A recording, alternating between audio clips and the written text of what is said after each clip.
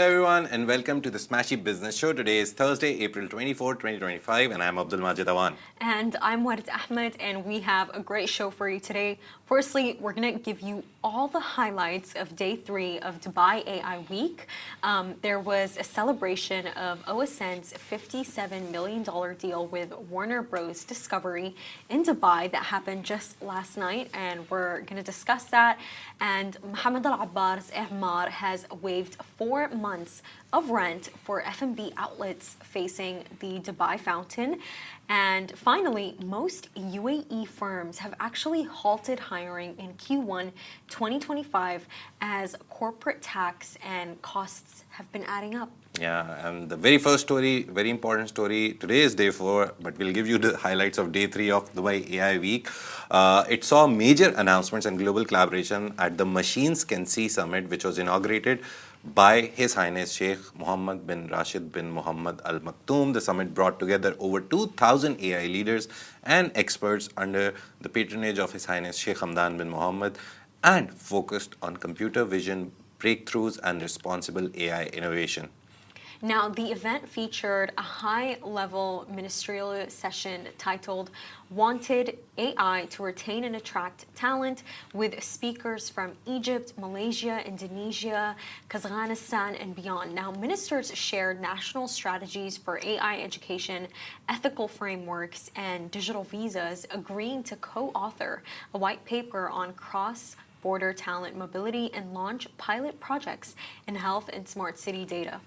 And AI leaders including Gerard Medioni of Amazon, Dr. Michael Bronstein of Oxford, and Daniel Lacovelli of Roche unveiled breakthroughs in AI for media, medicine, and drug discovery. A panel moderated by Dana Al-Umar explored the ethics of good AI, while investors debated capital efficiency in deep tech during the session titled Bite-Sized Profits. Meanwhile, His Highness Sheikh Hamdan bin Mohammed awarded the winners of the Global Prompt Engineering Championship.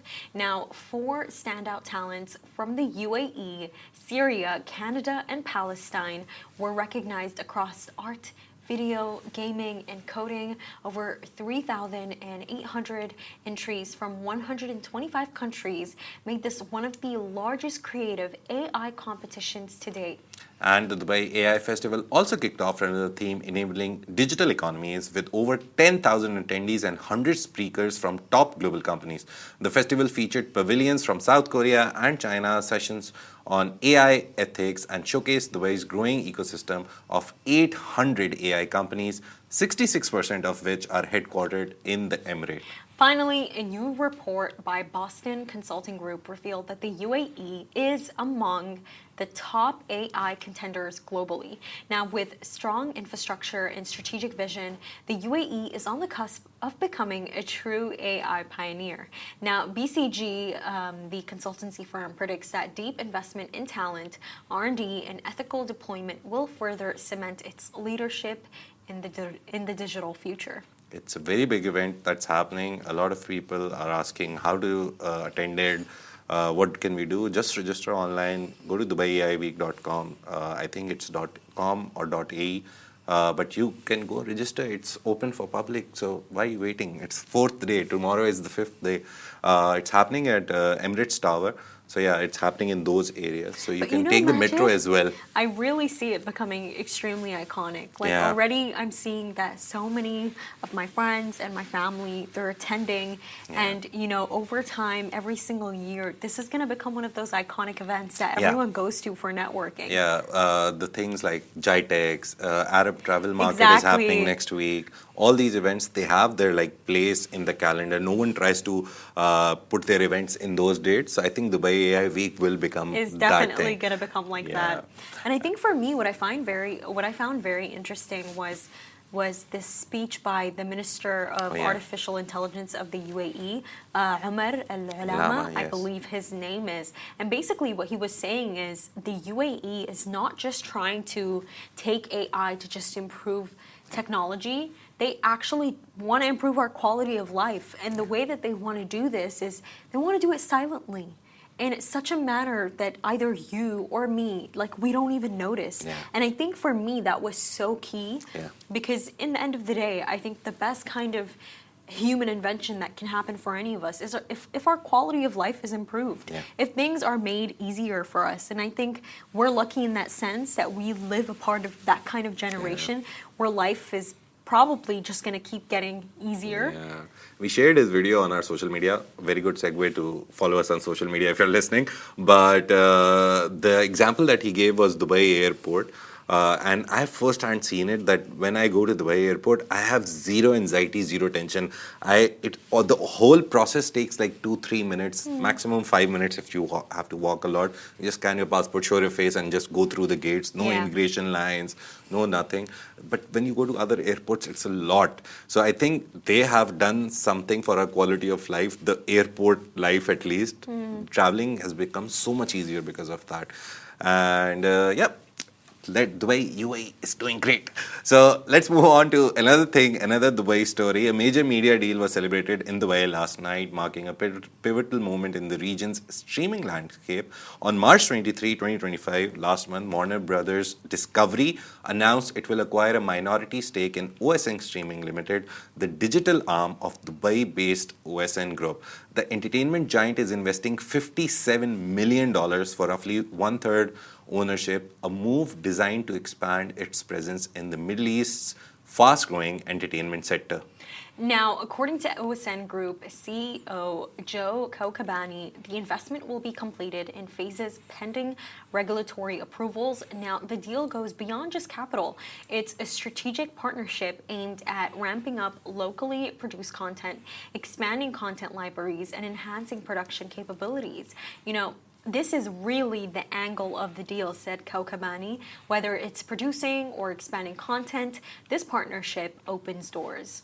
The collaboration builds on existing ties. Obviously, OSN already holds exclusive regional rights to Warner Brothers' film catalog and HBO's programming through multi-year license deals signed in 2022 and 2023.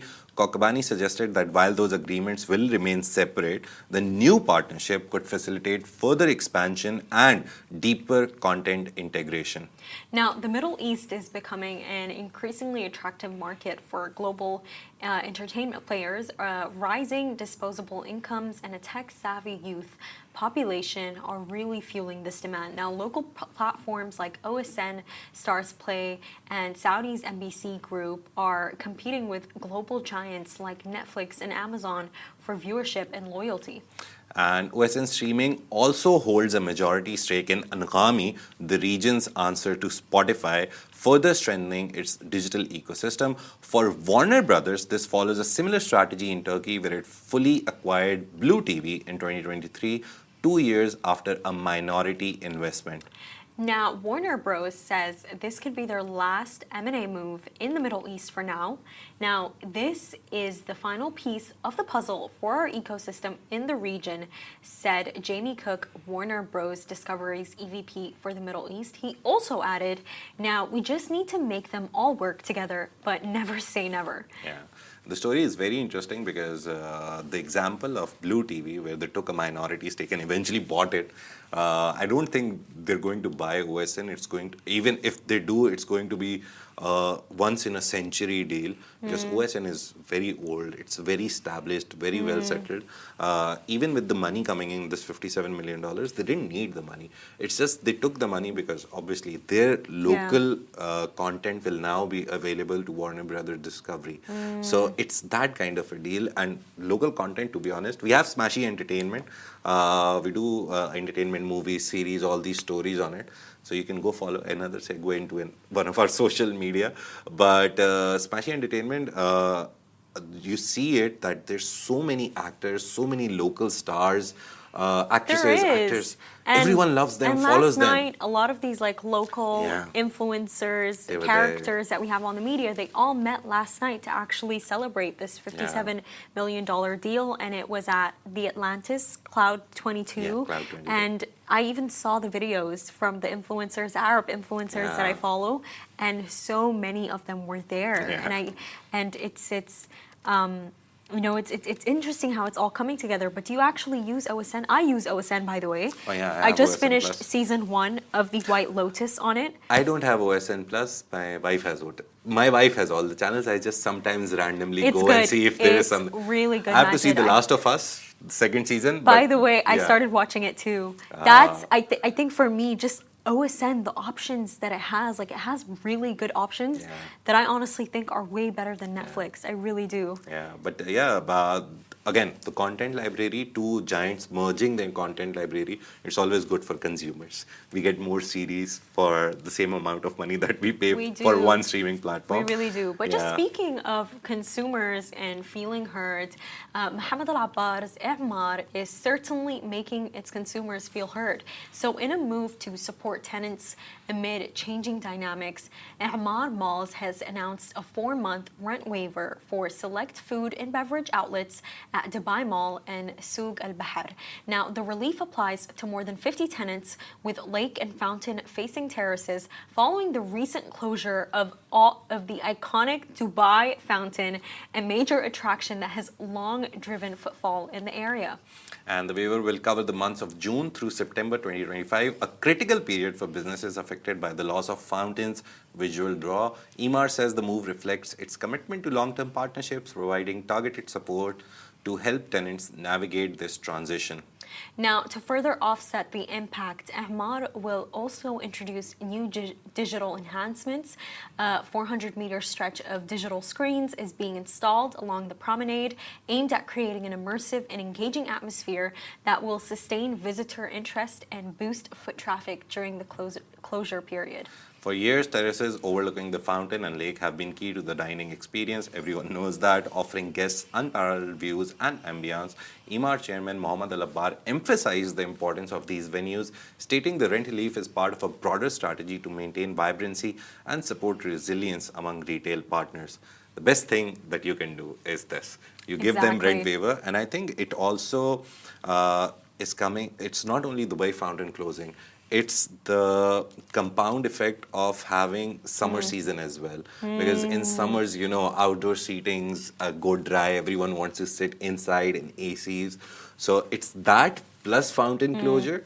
And I think they also placed it very strategically in summertime because they know the footfall becomes lesser in summer because tourists are not coming. A lot of people don't come to Dubai in that heat season. So they very nicely placed that maintenance in that period, and now they're giving 4 People months. come to Dubai now all the time. I remember, Majid, when I was working during the summer, something that I would specifically see in Majid Al Futtaim's Mall of the Emirates is that the amount of tourists. I'd see like a group of Chinese people. Oh yeah, I'd see a the group of flags thing, right? I'd see a group of Colombian people. Yeah. I'd see a group of Argentinian people, Yeah. and I was like, oh my god, Group like trips. it's such big group trips. It really is now. And to be honest, I love those. I think it's the packages that come in the summers that are attracting Yeah. more people.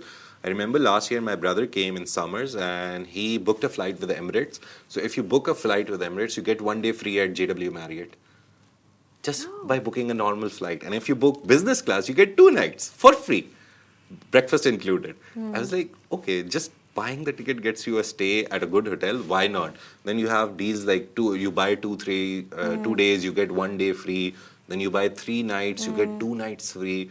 So there's so much happening, so many deals and sales and like discounts happening that everyone just loves to come. I remember at the peak of summer, like June, July period, I went to Atlantis and it was full. And I was like, it's so hot. Like This is what getting I'm in the water saying. is good, but as soon as you come out, you feel the heat. But it was full to But the this brim. is what I'm saying. You know what it is with these Westerners, Majid? Because they barely see any sun. Yeah. Even for them, when it's like sunny, that's It's like a good good time day. for them, That's yeah. like an amazing time. Like that's a good life. Just but take out your sunscreen bottle, the whole literally, of it, put it no, all for them over, and that's then like go. tanning time. Like I can finally Oh, tan. yes. We just don't think of it like that Yeah, because we're already because of our, tanned. Naturally exactly. tanned. We're naturally tan, so we don't think of it like that. But no, there's nothing more they love more than summer. Yeah. But just on this, the story about Emaar and them waiving 4 months of rent, I think that's completely generous. But is it really out of the kindness of their heart? Because just To be honest, recently, it's not even kindness. Again, long-term strategy. strategy, this is the best thing that you can do. Maybe a long-term strategy, but just Yeah. recently we did discuss how Emaar, it dropped, I believe, was it 9% in profit? Oh yeah, the property. And you know, this is just something that I allegedly heard from someone, is that in some of their properties, people have been, you know, complaining about certain issues, whether it's their electricity goes down. Basically, when I remember when I used to live in this complex, it was Al-Wasl. I forgot who owns Al-Wasl. I really should know this. Do you know, Majid? Al-Wasl is not owned by Emaar, that I much think I it's know. the government. Nakheel is government. I think Nakheel is government. I think Al-Wasl is the government. I really Wasl, do I think have so. no idea. I never went deep. I'm really curious. Next because topic, Al-Wasl. There's no developer that I honestly love more than Al-Wasl. I think yeah. they're great. They're great, by the way. I remember when I used to live in complex, Al-Wasl complex. It was I still live in a literally- Wasl maintained building. It's yeah. amazing because if you have something that goes wrong, whether the electricity or any issue that you have, they show up immediately. Yeah. Because obviously when you live in these complexes that are by a specific developer, when you actually have an issue in the house, you can only call for that developer's services. You can't just call like a freelancer to come and help you with your issue. But I've just been hearing that tenants with Emaar, when they have these issues and they do call for Emaar's services, they're sometimes delayed. So, you know, I'm just wondering honest, where this came from. When you talk to any property broker, for example, if you go to buy any property and you're like, I want quality, but I'm ready to pay any money, but I want quality. The first thing they say is Emaar, because their projects are so like maintained quality-wise. If they say Italian marble, you don't expect a Chinese copy of the Italian marble. You expect the original Italian marble, literally exported from Italy. But I think every developer, every constructor, every management, all these people, everyone will have pros and cons. All of them are not angels. Like Bilavan, just remembered their code, we are not angels. But problems are there. Everyone decides on different things. I think if you're looking at a limited budget and you can compromise on the quality of the place, you will go to the second and third tier. But with Emaar, is anyone who has unlimited money and can invest in a good project, they go to Emaar. No one else goes. Al-Wasl is, by the way, owned by Dubai Real Estate Corporation. It's a government entity. And the company is chaired by His Highness Sheikh Maktoum bin Mohammed bin Rashid Al Maktoum, so the deputy ruler of Dubai and the deputy prime minister and minister of finance. And honestly, when I find this information out, no wonder why it's so good. Seriously, no wonder why it's so good. Because ever since I was a kid, we moved from an apartment, then a villa. They were all by Al-Wasl, and truly, they've only offered the best services. And their biggest projects, very interestingly, are in Karama, Dera, Bardubai, and Jumeirah. Because that is like the original Dubai, remember? Yeah. That is the original. Whenever I go to those places, I'm like, okay, No, original Dubai is this. Majid, It's like the that's- culturally very appropriate, if you want to see what Dubai was, Dubai, Dera, Bardubai, these places are the places where you'll see the actual Dubai. And by the way, you're completely right, Yeah. because the area that I used to live in my childhood, it's called Al-Hudayba. Oh. Al-Hudayba is that area. Nice. So it was by Al-Wasl, and I always tell my parents this, that I would do anything, and they think I'm completely psychotic for this. I would do anything to go back there, because Majid, everything is beside it. The Lebanese baker is right there. The Indian guy that makes the best karak is right there. The best ligemat, the really good like Emirati store, it's right there.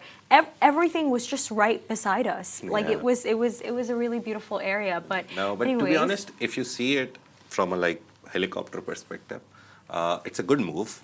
Even if it's not like a money move, it's a very good relationship move.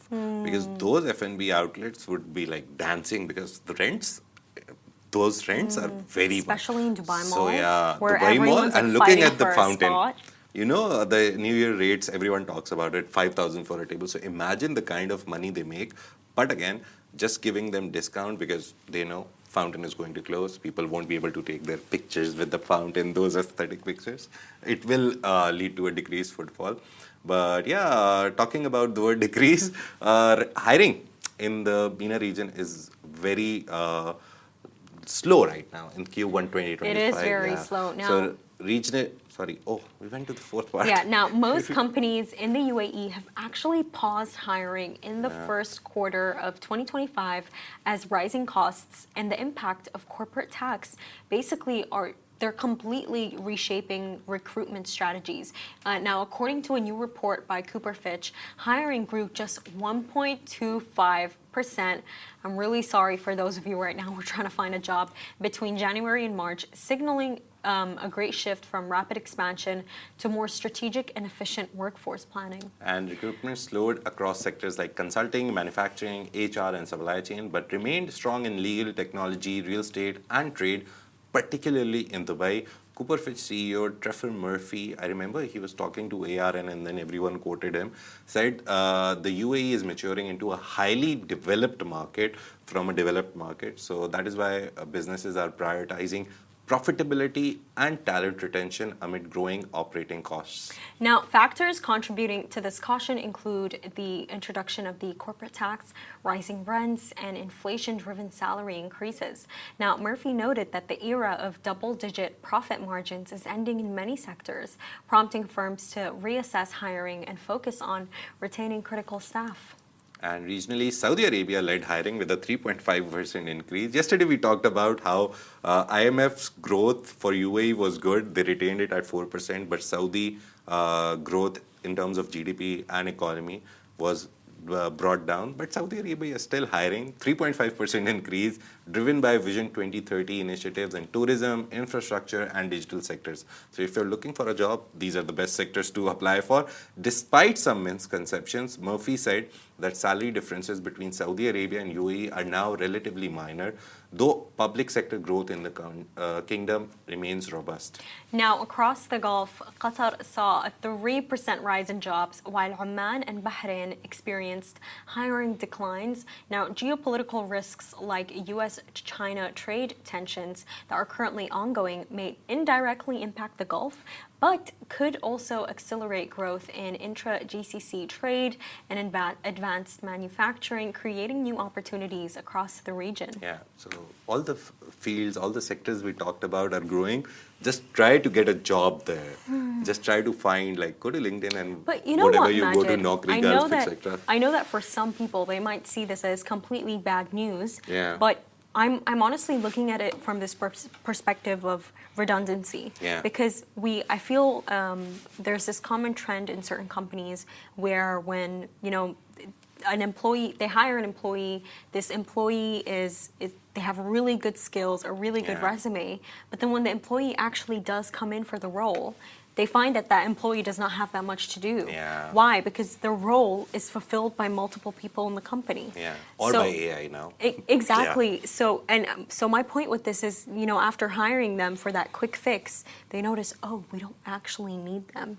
And a lot of companies do this more than people realize. So I think this is good because I think there is nothing worse in this world than being hired for a job and then realizing, oh my God, I don't have that much to do here, and then only to lose it like 6 months later. I think there's nothing worse than that. So I think it's good that, this will make companies actually stick to their OGs, stick to their employees who are loyal to them, who have been around for a while. So that's what perspective are you seeing it with? The highly developed part that he said, it's a very nice note that he made, Murphy. He said that it's highly developed now, so it went from developing to developed to highly developed. Yeah. And in very highly developed economies, the problem with profitability is that you open a company, and as soon as I see that this idea is workable, can get money, a bigger shark comes and starts the same thing. So competition is so stiff that profitability for any company, any startup, any new idea becomes lesser.